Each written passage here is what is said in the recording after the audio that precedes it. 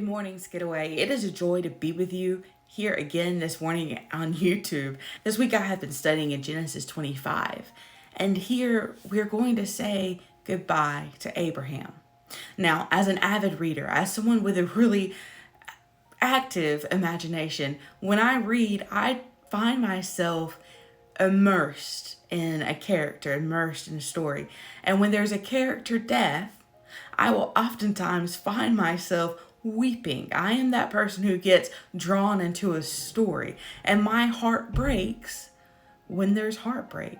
I will laugh out loud in a storyline when I'm just sitting there reading, and I have been picked at and poked fun at my entire life for just completely buying into narratives. Well, I don't have that problem when I'm looking at Abraham's life. And one of those things and one of those reasons I believe to be the case here is because of the verses that describe his death. That says that altogether Abraham lived 175 years. Then he breathed his last breath and died at a good old age, an old man and full of years, and then was gathered to his people. See, here is an assurance. Here is a promise that Abraham is safely in the hands of God.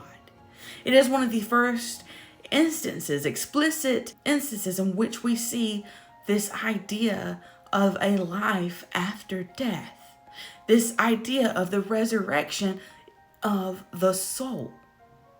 It is my prayer that as a church today that we will look at the life of Abraham. We will watch his ups and downs in following God, and that we will celebrate him being able to pass away in peace, knowing that God has fulfilled his promises in Isaac.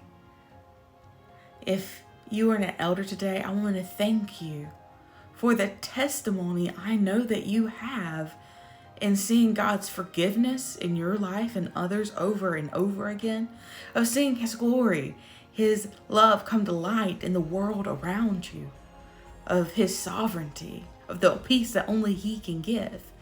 Your knowledge is abundant, and I celebrate you today.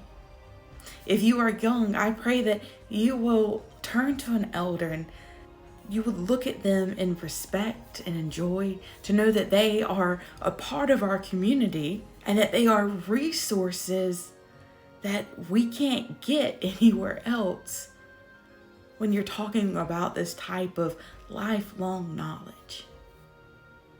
But most of all, I want all of us to be able to celebrate in the words of Jesus to the Sadducees, who were scoffing at this idea of resurrection. His reply was, "Did God not say that I am the God of Abraham, Isaac, and Jacob?"